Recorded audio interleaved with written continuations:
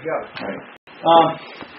What we're going to do is we're going to drain the forks, but also I'm going to be dropping the forks so that I can replace these fork boots. The fork boots are shot, and I'm going to show how to install fork boots. But to drain the fork oil, one of the things you need to do is loosen up these screws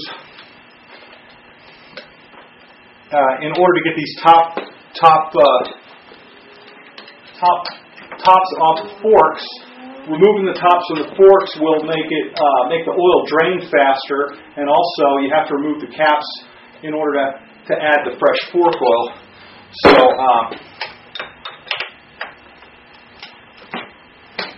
if you have the tank off and you have the fork up against the stop, it makes it easy to get these caps off. Now, one thing that's important to know is that these caps are going to shoot off because there's springs inside the forks. So as you loosen the cap, you want to make sure to keep your finger on it. Otherwise, it can be pretty ugly.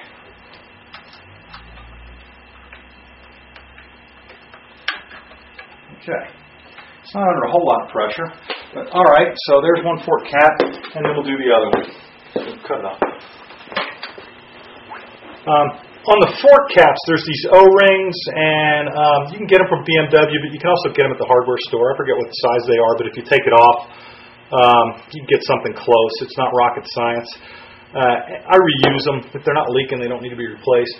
Okay, now this is the drain bolt, and I'm going to break this loose and hopefully catch the oil as it drains out. So let's see what happens.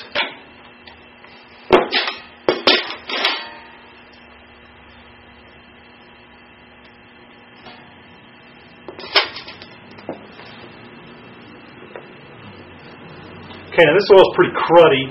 It went in, it was a sort of clear red color. It looked a lot like ATF when it went in.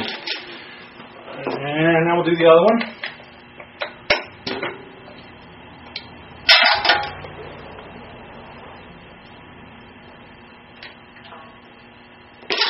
Up. And we'll let that drain. Oh, you can kill it.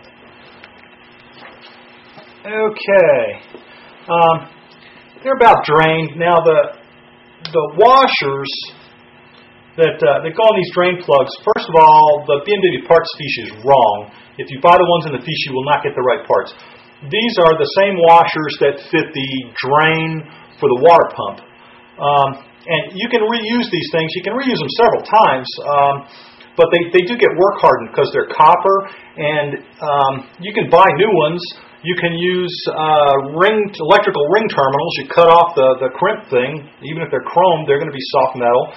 And you can take these and you can hit them with like a propane torch till they glow bright red, and then throw them in water or let them air dry or whatever, and they'll soften up. But after we get the oil drained, we want to put the drain screws back in, obviously, before we fill up with fresh oil. Okay, and you know, these, I don't know what the torque spec is on these. It's not a stressed bolt. You don't want to get them too tight. You don't want to strip anything. Good. Okay.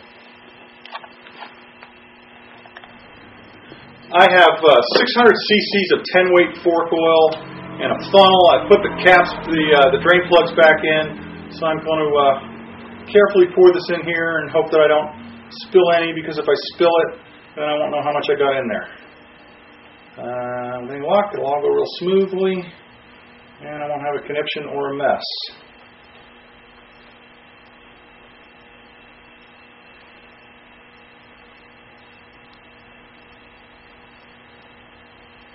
Alright, and after this drains down in here, I will fill the other leg.